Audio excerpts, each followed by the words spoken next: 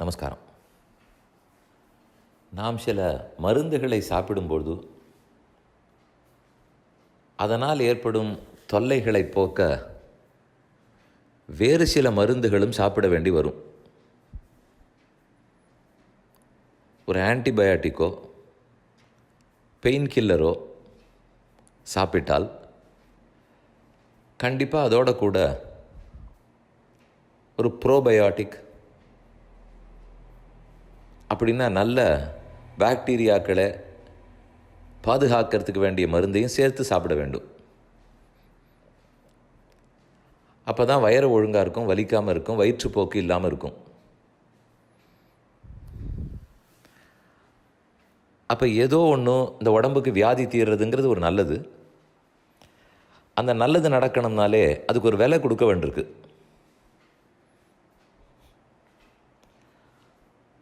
அப்போ எதற்குமே ஒரு விலை தரணுமா, எதற்குமே பணம் கொடுக்கணுமா? ஆமாம், அப்படித்தான் இருக்கிறது. இந்த வார்த்தையை கொஞ்சம் திருப்பி போட்டு பார்ப்போம். அப்படின்னா பணம் சம்பாதிக்கிறதுக்கு என்ன விலை கொடுக்கணும்? எதை சம்பாதிக்கிறதுக்கும் பணம் கொடுக்கணும். ஓரளவுக்கு அது உண்மைன்னு தெரியறது. எப்படியும் பக்திக்கோ அன்புக்கோ பண தேவையில்லை, ஒன்றும் விலை தர வேண்டாம்.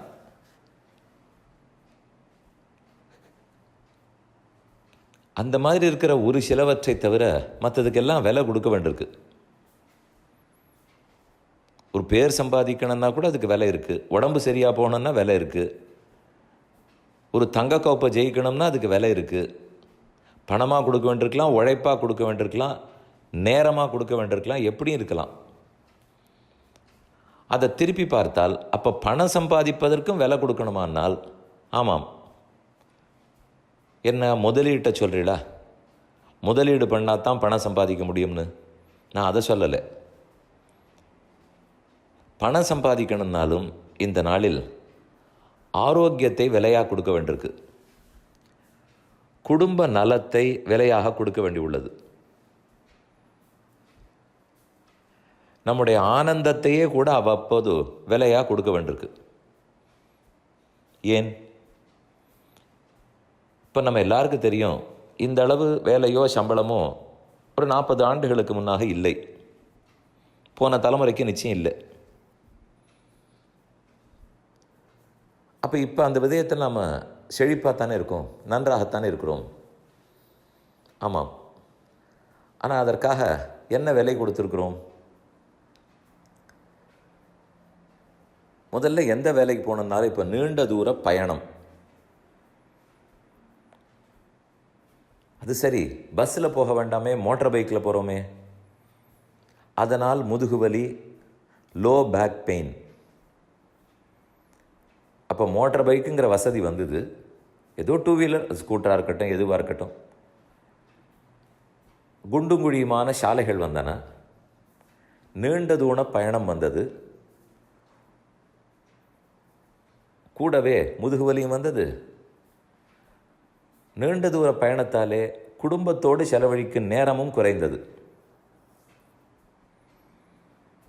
இது ஒன்றாயிடுதா? அப்போ இந்த தொல்லை, அல்லல், இதை ஏற்றுக்கொண்டு தான் நம்ம அந்த அதிக பணம் அதிக வேலைங்கிறத எடுத்துகிட்டு இருக்கோம். வெறும் பயணம், குண்டு குழி, முதுகுவலி மட்டும் இல்லை. வேலைக்கு போகிற இடத்தில் நீண்ட நேரம் வேலை நேரம். முன்னால்லாம் கவர்மெண்ட் உத்தியோகம்னு பார்த்தோம். இல்லை நிறைய பேர் ஸ்கூல் டீச்சர், இல்லை சொந்த தொழில். அப்போ நிறைய நேரம் கிடைத்தது. இந்த மாதிரி பரபரப்பு யாருக்கும் இல்லை. அந்த நேரம் இருந்ததுனாலே தங்களுக்கு பிடித்த சங்கீதத்திலேயோ, கோயிலுக்கு போவதோ, இல்லை குடும்பத்தோடு செலவிடுவதோ செய்து வந்தனர். இப்போ அந்த நேரம் போயிடுதா? அதனாலேயே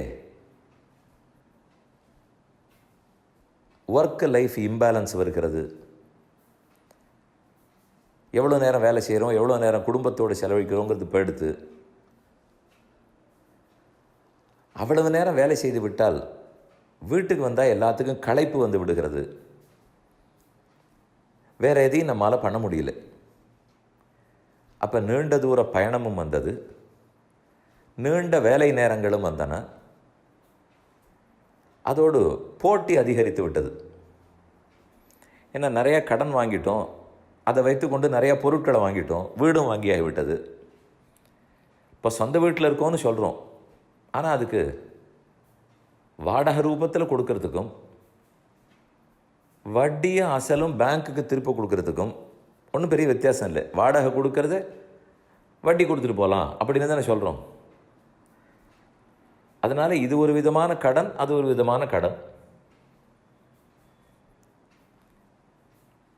அப்போ என்ன ஆகுது? இப்படி பலதும் வாங்கிட்டபடியால் அந்த அளவு சம்பாதிச்சே தீர வேண்டியிருக்கு. அதனால் ஒரு ஸ்ட்ரெஸ்ஸு, அதனால் போட்டி, எப்படியாவது அந்த சம்பாத்தியம் இருக்கிற வேலையில் இருந்தாகணும் அப்படிங்கிற சுழல். இந்த விலையை கொடுத்து தான் அந்த சொந்த வீடு வந்திருக்கிறது. இந்த மாதிரி நம்ம சொல்லிக்கொண்டே போகலாம். இப்படி பல விலைகளையும் கொடுத்து தான் அந்த அதிக சம்பாத்தியத்தை பெற்றிருக்கிறோம். இதில் இன்னொரு ஆச்சரியம், வெளிநாட்டிலெல்லாம் இன்னும் அதிக சம்பாத்தியம்தான். ஆனால் நம்ம ஊரை போலே சனிக்கிழமை கூட வேலைக்கு போகணும், ராத்திரி 8:30 மணி வரைக்கும் ஆஃபீஸில் உட்காரணும் அப்படிங்கிறதெல்லாம் அங்கே இல்லை. அதிகமான சம்பளம் வாங்கினாலும் சரியான நேரத்துக்கு மட்டும்தான் வேலை பார்ப்பார்கள். அதுக்கப்புறம் உட்காருனா உட்கார மாட்டா. அப்போ அதுலேயும் நாம் காம்ப்ரமைஸ் பண்ணிட்டுருக்கோம், விட்டு கொடுத்துருக்குறோம். இதனால்தான் பல வெளிநாட்டுக்காரர்கள் இந்தியாவுக்கு திரும்பி வந்துட்டால் எங்களால் சொல்கிற சந்தை, தெரிஞ்சுக்கிற பாட்டு, போகிற கோவில் இது கூட முடியறதில்லை, இதுக்கு அங்கே இருக்கும் போதே நிறையா நேரம் செலவழிக்க முடிஞ்சது என்ன சொல்லுகிறார்கள். அப்போ காம்ப்ரமைஸ் பண்ணியிருக்கோங்கிறது நன்னா தெரிகிறது. இப்போ இதுக்கு என்ன செய்யலாம்? அது என்ன சம்பாதிக்கிறத நிறுத்தினோங்கிறீரா? அது எப்படி திரும்பி போயிட முடியுமா என்ன நீங்கள் கேட்கலாம். நான் அப்படி சொல்லலை. இப்போ இந்த வேலைக்கு போய்ட்டோம், சம்பாதிக்கிறோம் இல்லையா? அப்படியே சம்பாதித்தாலும் நம்ம தேவைகளை பெருக்கிக் கொள்ளாமல் இருந்தால் என்ன?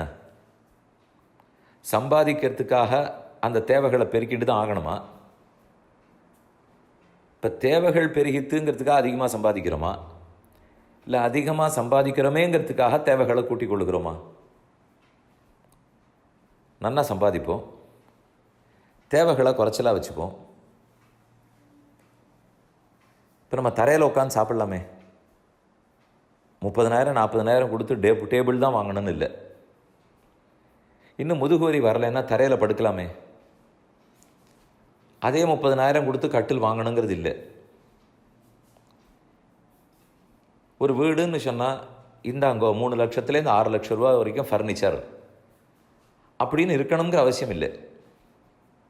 வீடை கட்டுவோம், இது செலவழிக்காமல் இருந்தால் என்ன? பெரம்பு நாற்காலி 4 வாங்கி போட்டுட்டா என்ன? நம்ம எதான குறைஞ்சி போயிடுவோமா, இல்லை புறத்தியார் கண்ணுக்கு தாழ்ந்து போயிடுவோமானால் போக மாட்டோமே. இந்த விஷயத்தை வச்சு தான் நம்மளை ஒருத்தர் கணிக்க போகிறார்னால் அப்போது அவர் நமக்கு சிறந்த நண்பராகவே இருக்க மாட்டார். பல பெரிய மனுஷர்களை பார்த்துருக்கேன், பணக்காரர்களையும் பார்த்துருக்கேன். தங்கள் தேவைகளையே பெருக்கிக் கொள்ளாமல் ரொம்ப எளிமையாக வேஷ்டி கட்டின்னு இருந்துருவார்கள். நிறையா பணம் வச்சுருப்பா. அந்த மாதிரி இருந்தால் என்ன? நான் சொல்கிறது கருமித்தனமாக இருக்கணுங்கிறது இல்லை. நான் சொல்கிறது நம்ம தேவைகளை குறைத்து கொண்டால், அப்போ பணமும் வரட்டும், நம்ம தேவைகளை குறைச்சிப்போம், அப்போவாவது நம்ம ஸ்ட்ரெஸ்ஸு குறையிறதா பார்ப்போம். அப்போ என்ன கேள்வி வரும்னால், தேவைகளையே குறைச்சிக்கிறதுக்கு எதுக்கு சம்பாதிக்கணும் அப்படின்னு கேட்போம் இல்லையா? அப்போ நன்னா தெரிஞ்சு போச்சு பாருங்க.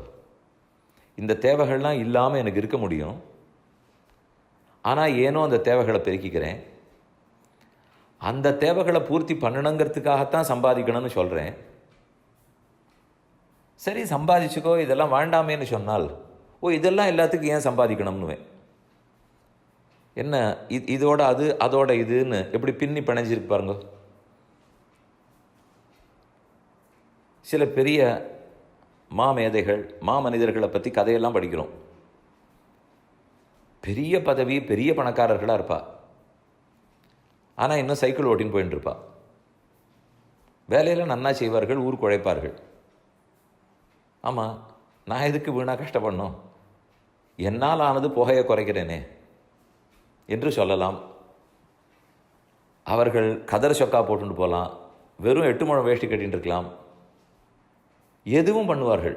அதுக்கு நம்ம பெருமையெல்லாம் குறைஞ்சி போட போகிறது இல்லை. அவள்கிட்ட இருக்குங்கிறது கூட நமக்கு தெரியாது. அந்த மாதிரி கூட ஒரு வாழ்க்கை இருக்குது, அதுவும் கொஞ்சம் பாசிபிள் தான். இனிமேல் சின்ன சின்ன விஷயமாக கொஞ்சம் நம்ம வீட்டில் இருக்கிறத லிஸ்ட்டு பண்ணி அந்தந்த தேவைகளை எப்படியான குறைச்சிக்கலாமா. அது பிரத்தியார் கண்ணுக்காக அந்த தேவையை வளர்த்துக்கணுங்கிறது இல்லை. நமக்கு நிஜமாவே தேவையா, அது இல்லாமல் இருந்தால் என்ன அப்படின்னு பார்த்து அதில் என்னென்ன கொஞ்சம் சேமிக்கிறோமோ அந்த பணத்தை வச்சுட்டு புறத்தியாருக்கு உதவலாமா. அப்போ என்ன ஆகும், இந்த பணத்தை சம்பாதிக்கிறதுக்கு வந்திருக்கிற ஸ்ட்ரெஸ் எல்லாம் அந்த பிரத்தியாருக்கு உதவுகிற ஆனந்தத்தாலே இந்த ஸ்ட்ரெஸ்ஸு காணா போயிடும். அதுக்கும் ஒரு வழி இருக்குது பாருங்கள் இப்போ. ஆனால் நம்ம தேவைகளே சரியாக போயிடுத்துனால் அப்புறம் எங்கே புறத்தியாருக்காக நம்ம உதவ முடியும். அதுக்காக இப்போ நான் சொன்ன இந்த மாடல்லே நிறைய நன்மைகள் இருக்கின்றன. முடியுமா பார்ப்போம்.